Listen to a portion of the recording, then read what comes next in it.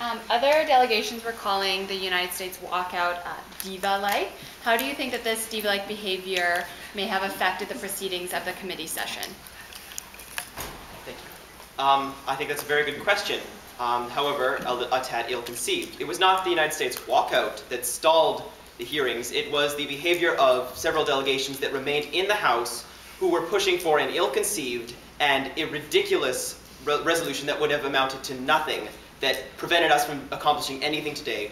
South Africa is very disappointed. We came to this conference with the hope of progress, and we see nations letting their petty politics and ideologies get in the way because they are afraid that their resolution will be defeated. Thank you. Vanguard? Vanguard, Nigerian Free Press. How would South Africa like to comment on the actions that its government has taken in the Congo, especially regarding the training of special counter-terrorist forces to fight against rebels in North Kivu, which have contributed to a number of excessive civilian atrocities? South Africa believes in the sovereignty of all African states and its efforts to train those special ops forces, which did free a village from almost terrorist-like captivity. The FDLR had threatened to execute one hostage per day if their demands were not met, and these special ops forces solved that problem, and South Africa is very happy to help the DRC with its fight for sovereignty. Thank you. Hina? Hina, Croatian National News. The Russian Federation earlier today announced the creation of Metallo Invest Congo Consortium with the mandate to explore economic opportunities in the troubled Democratic Republic of Congo. Despite no formal agreement with any governing bodies in the DRC, Russia plans to partner with the Republic of Uganda, and both nations have expressed an interest in possibly working with other African nations. What is South Africa's response to that?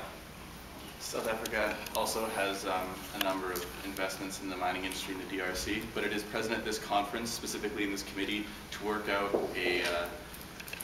to increase the sovereignty of the DRC and to create political stability, so more regulations, more treaties. So how do you feel about the Russian decision to unveil a consortium to explore possible economic opportunities? We would, as a leader of the African Renaissance, we would like to discuss with Russia their plans, as well with Uganda, but note that as a sovereign nation, hopefully in agreement with the DRC, we can bring together a peaceful agreement and allow for more economic opportunities to be realized. Any response given the timing of the Russian announcement, especially with the volcanic eruption yesterday? We are currently caught up in dealing with the refugee crisis of that. I have not yet had time to discuss with the Russian or Ugandan officials, but it is high on the agenda. Thank you. Vanguard? Vanguard, Nigerian Free Press.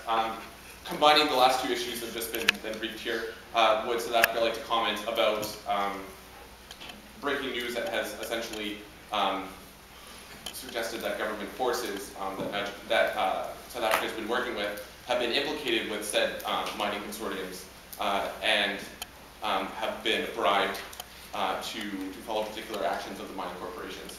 The same particular groups that have ties to former rebels and also have ties to some of the atrocities that have been committed in the Congo.